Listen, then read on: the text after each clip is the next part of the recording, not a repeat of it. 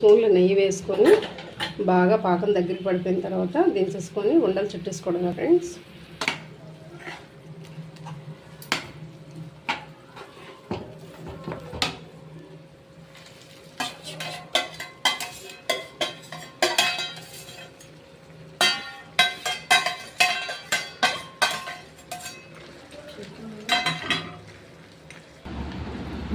ఇలా కొద్దిగా లైట్గా చల్లార్చుకున్న తర్వాత ఉండలు చుట్టేసుకుంటే ఫైనల్గా వేడి వేడి కొబ్బరుండలు, డ్రై ఫ్రూట్స్ కొబ్బరుండలు రెడీ అవుతాయండి. పిల్లలకి బ్రేక్ఫాస్ట్లో కానీ ఈ సెలవులు కదా, వాళ్ళు ఆడుకొని వచ్చిన తర్వాత ఒక్కొక్కటి ఇస్తుంటే వాళ్ళకి హెల్దీ కూడా, మనకి కూడా